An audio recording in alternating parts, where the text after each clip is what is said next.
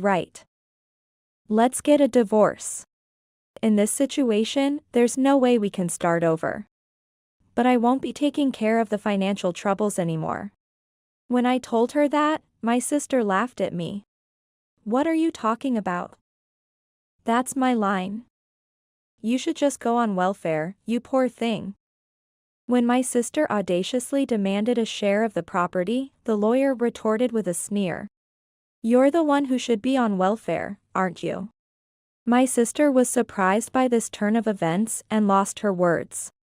Looking at the documents the lawyer placed on the table, my sister turned pale. There's no property to be divided between this couple. My name is Mandy. I'm 43 years old and currently run a company. I met my husband, Nick, when we were college students, and we have been married for 15 years now. Nick is 2 years younger than me, now 41. We have a 14-year-old daughter in her second year of middle school named Katie. And her crucial exam period is approaching next year. Nick has always been delicate and lacks decisiveness. But his hesitation over things like destinations during dates, or what menu to choose, endeared him to me. And I was drawn to him. Having a younger brother myself, at first, I saw Nick as a little brother. But I became attracted to him when he occasionally showed his manly side. When we started dating, I was already working. Our relationship went smoothly from there. Even when I was absorbed in my work and neglected him, he never complained. I couldn't have balanced work and love without him.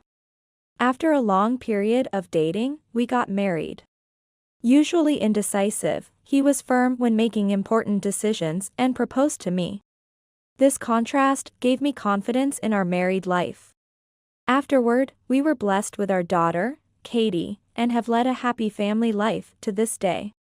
We have never experienced major arguments or crises of separation with Nick. And we were looking forward to our second life as a couple until Katie became an adult. I thought our happy days would continue as they were. However, our peaceful daily life suddenly changed. Long time no see, Mandy. Hey, can I live here for a bit? That was my sister Hillary, coming to visit with a large suitcase. Besides a younger brother, I also have an older sister, but we have never gotten along. She would take my new toys and exchange them with her old ones, among other overbearing actions. She even took away my first boyfriend when I was in high school. I went to a different university just to get away from her, but she continued to interfere in my life. Determined to have nothing to do with her, I got my real estate license and started living independently. Nick and I decided on a photo wedding just between us after discussing it. Our parents knew about the bad relationship between me and my sister, so they kept quiet about the marriage. But somehow, my sister found out about my marriage and current residence. It was just when I was looking forward to spending time alone with my husband, as Katie was about to enter college. My sister entered the house without permission and began searching the rooms. Wow, Mandy, you live in a nice house. You even bought a detached house. Oh, there's a vacant room here. Then I'll use this room. Hey, this is troubling. What do you mean, coming here all of a sudden? How do you expect to live here when my husband and daughter are also living together? Even when I got angry, my sister ignored my words. It was a holiday, and Katie was at her cram school, Nick was out for work, leaving me alone at home. I've asked you repeatedly to leave before they come back, but my sister wouldn't listen. When Nick and Katie came home in the evening, my sister, hardly looking her 45 years, coquettishly introduced herself. Nice to meet you, I'm Hillary, Mandy's sister. Mandy, when did you marry such a handsome man? It would have been nice if you had introduced us or at least informed me. I found out by chance after seeing a photo at our parents' house. You're really secretive, aren't you? Nick knew about my sister from what I had told him, but he was a bit perplexed upon actually meeting her. However, I didn't miss something. That was Nick looking enchanted by my beautiful sister. When Katie came home, she was confused. Naturally, she would be, given that a stranger had suddenly intruded into our home. Yet, my sister aggressively pushed to stay, saying, "I got fired from my job and can't afford my rent or living expenses, so let me stay here for a while." Even when I objected, citing Katie's upcoming exams as a reason, Nick ignored me and discussed it with my sister on his own. "Actually, I heard about you from Mandy, but..." "Oh, it's fine, it's fine." Mandy was avoiding me. "So you were just going along with it, right?" "Sorry about my sister." After such an exchange, my husband accepted the idea of living with my sister. This was the beginning of tumultuous days. My sister demanded money without doing any household chores, and even stole cash from my wallet at one point. This all happened within just a week of her arrival. I've warned her many times, but she doesn't listen. "If you need money, at least tell me what it's for and why you need it. Don't just take it from my wallet without asking." "Huh? Why should I have to report every little thing I'm buying to you? Your money is my money." My sister continued her selfish behavior. Though I hoped she would start job hunting and move out soon, there was no sign of her doing so. Moreover, the times when Nick and my sister were both absent started to concern me. Nick said he was working late, but his salary never included overtime pay. This isn't including overtime pay, is it? I think you should properly receive overtime pay if you've worked extra hours. Huh? Are you doubting me? The overtime pay is provided separately from the salary, so there's no issue. He became angry, his face turning red. Seeing Nick show anger like this was shocking to me. From that point on, I began to feel a sense of crisis in our current life. My sister was lounging around at home, leading to increasing expenses. Moreover, sometimes the amount spent on my sister was more than on things like Katie's school fees, which was frustrating. Regarding this issue, I went back to my parents' house to discuss it. My parents apologized for their lack of supervision, which led to my sister finding out about my marriage and current address. But they weren't really the ones to blame. It was my sister who had obsessively tracked down this house and intruded, driven by her attachment to a family she was distanced from. She probably started looking for our address as soon as she found our wedding photo. Her goal might have been to ruin my happiness again. And now, I began to doubt the truth behind her story of being fired from her job. Perhaps she lied to disrupt my life. If that was the case, I needed to find a way to get her out of our house as soon as possible. "Hillary, even if you were fired, wouldn't you receive unemployment benefits if you were insured?" When I asked her about it, she said, "Oh, I've always been a part-timer, so I wasn't enrolled in anything like that. That's why I'm in trouble." I had the option to return to my parents' house, but I can't bother them now that they're older. "So, it's your responsibility as the independent sister to take care of your sibling. That's just common sense," my sister said, making an unreasonable argument. I was overwhelmed by her assertiveness and couldn't argue back. Later, it was revealed that my sister had been living a part-time lifestyle ever since dropping out of college and had never worked as a full-time employee. This fact made it clear why her job hunting was unsuccessful. Seems that her being fired was not a lie but the truth. It appears she has become desperate, thinking she might as well leech off me and take any opportunity to steal my happiness. Within 2 months of my sister moving in, I stumbled upon her and Nick in an affair. Though I had suspicions, I never imagined I would actually witness Nick in an affair with my sister. This happened on a day when my schedule suddenly cleared up, and I was killing time in a cafe. As I was relaxing with a coffee, looking outside, I happened to see Nick and my sister walking hand in hand. They were having a pleasant conversation. But it's unthinkable for a brother-in-law to be holding hands with his sister-in-law in such a manner.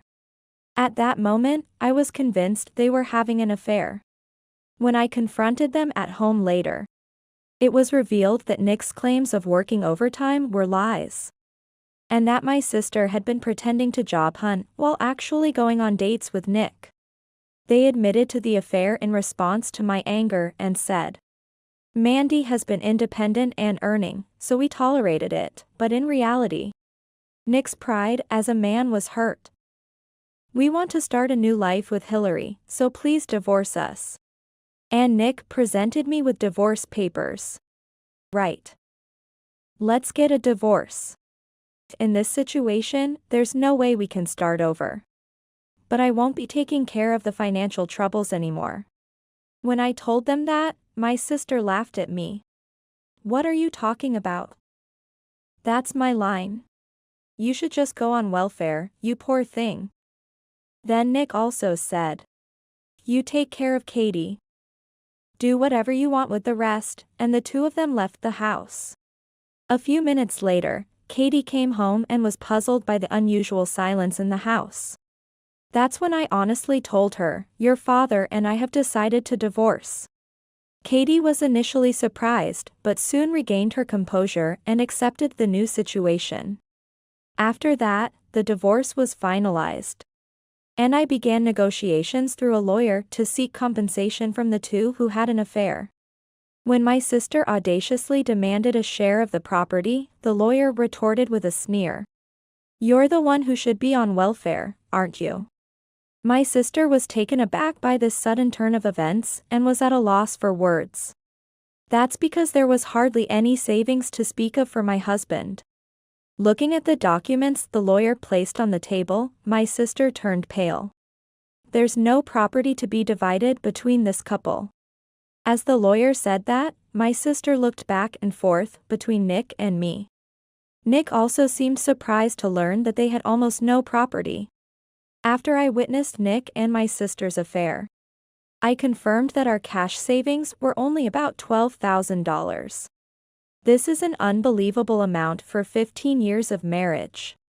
When Nick, confused, claimed we were supposed to have more savings, my anger only grew. "You really had no interest in Katie, did you? Didn't we discuss her education expenses? When I said I would transfer the money I had saved to Katie's account, you agreed, didn't you? So, that money is now being managed by Katie. All the procedures for gift tax have been completed. I told you that."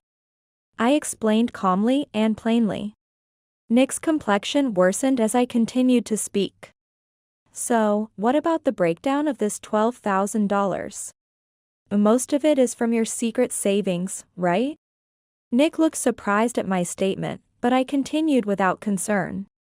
"Besides, you agreed to transfer the money to Katie. Remember? You signed this consent form." Nick was speechless because, having signed it himself, he couldn't deny it any longer.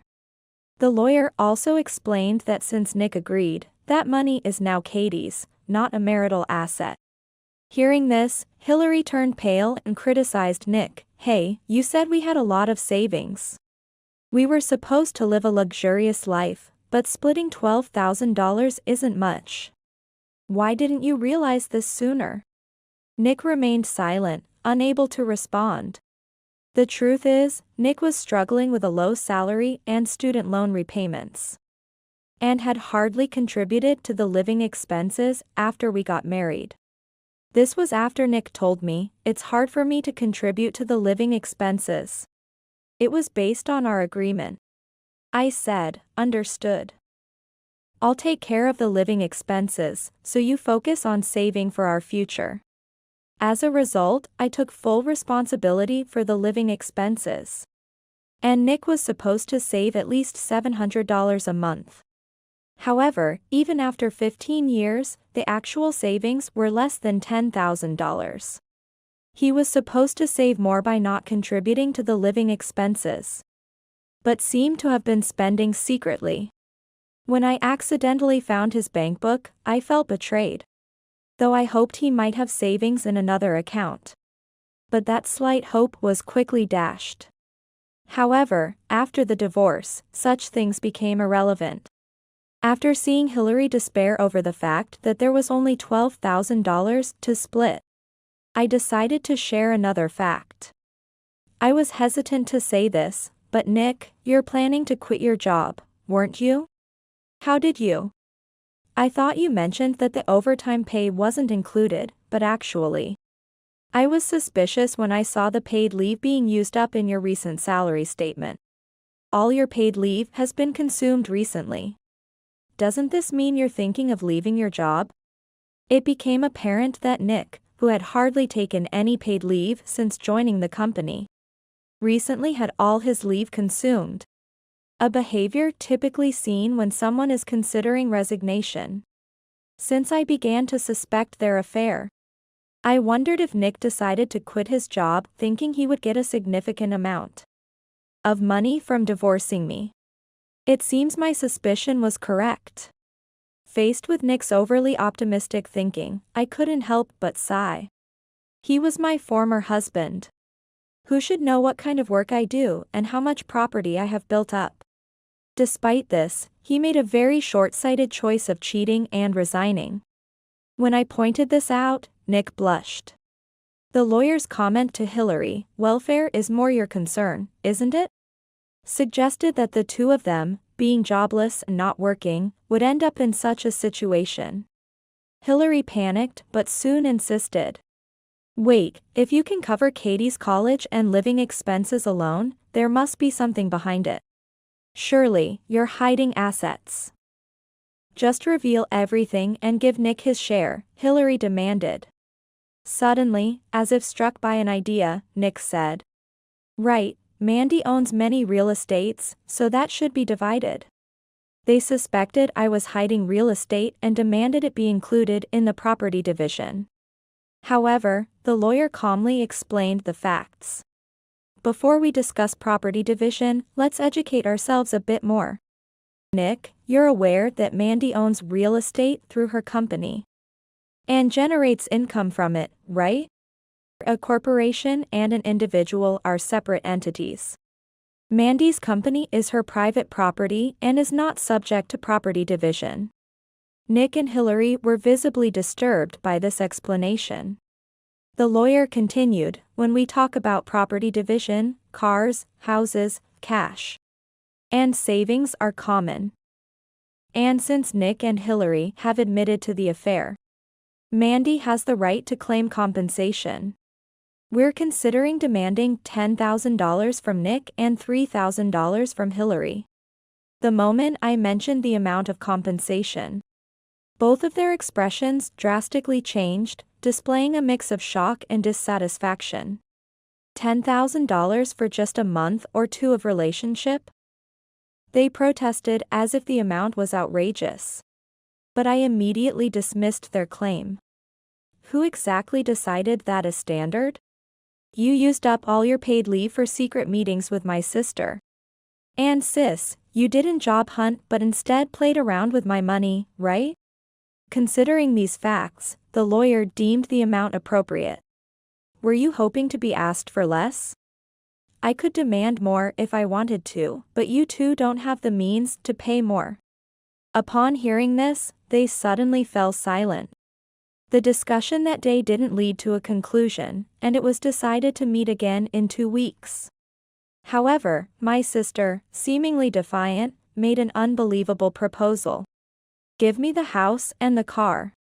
Then, hand over Nick's $12,000 and we can settle the rest with $1,000.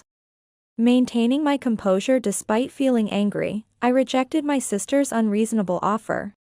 There's still a mortgage on the house, and the car was bought new just 5 years ago.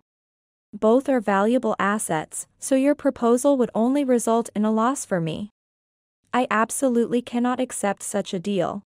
At that moment, Nick intervened. You own assets worth $170 million through your company, right? I don't know if you're some real estate mogul or what.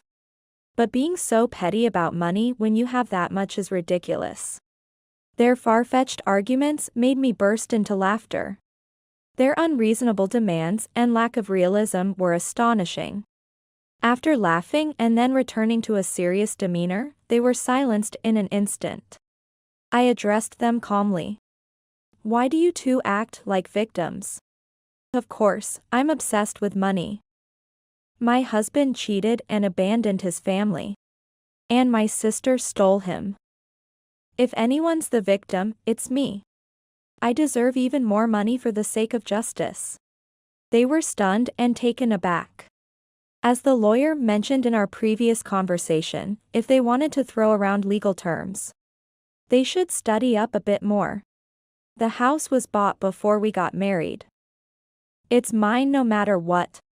As for the car, it's in great condition since it's new, hasn't been in accidents or had any violations, so it will sell for a good price. If you want that car, you should pay half its appraised value. That's the rule. My sister claimed the car should be part of the property division. But the lawyer had only listed the common assets included, not specifying any particular item. The only considerations for this property division should be Nick's hidden savings. And my total savings of $12,000, along with the two cars. It seemed Nick and my sister had misunderstood the situation without much thought. They were at a loss and eventually, Nick pleaded with me for money to start his new life. But I did not accept their shallow apologies or demands. Why should I support your life? You can't even pay child support, so there's no room for compromise. Seeing my firm stance, they realized any further resistance was futile and eventually signed the necessary documents. Even after the divorce and property division proceedings were over, my sister called several times, repeatedly questioning why Nick was in debt and insisting I should have been paying the living expenses. Tired of her nagging but still explaining calmly. It was clear from Nick's long-standing lack of savings that there had been significant expenditures. It was discovered he had taken out loans worth several thousands for luxury purchases. And had credit card payments ballooning due to revolving credit. When my sister accused me of pushing such a person onto her, I retorted with a half-smile. You're the one who stole him. Then I remembered something else I hadn't mentioned yet. This could be an even more shocking revelation for my sister, on top of Nick's debt issues. Nick has changed jobs to work in construction. But the company he refers to actually contracts him as a self-employed individual. Therefore, while income tax and resident tax are deducted for you, you need to manage other payments yourself. I've been self-employed for a long time. So I was covered by the national pension and national health insurance. Of course, I took care of my own matters, including resident tax. But it seems Nick hadn't paid the national pension since he changed jobs a year ago. When we were married, I handled the national health insurance payments. So there was no issue there. Due to some mix-up, a notice related to the national pension ended up at my place. I contacted Nick to get permission and then checked the contents. And it turned out to be a demand notice. I've been paying my national pension, and I thought Nick was doing the same. When I called Nick to ask if I could open the demand notice, he nearly cried, begging for help. Does the national pension cost this much? You're kidding, right? My salary can't cover this. Weren't we a family before? Help me out somehow. I cut him off sharply. What? What are you saying? Is that something the person who abandoned his wife and child can say? Again, my logic left Nick speechless. Realizing there was no way to argue, my sister, on the other end of the phone, also seemed to lose her words from despair. So, that's the situation. You guys will have to figure it out yourselves. With that, I hung up the phone. In the end, their marriage, lacking funds, did not last, and they ended up divorcing. This incident led to my sister being disowned by our parents, leaving her single and in debt. My ex-husband couldn't manage his finances and ended up declaring bankruptcy. Both my sister and ex-husband are now on welfare. In the end, their words came back to haunt them. But it's all due to their own actions, and they deserve no sympathy. Meanwhile, my daughter and I continue to live peacefully and happily together. My daughter successfully passed her high school entrance exams and has made new friends, enjoying her days. I plan to keep working hard for my daughter, supporting her in pursuing whatever she wishes to do.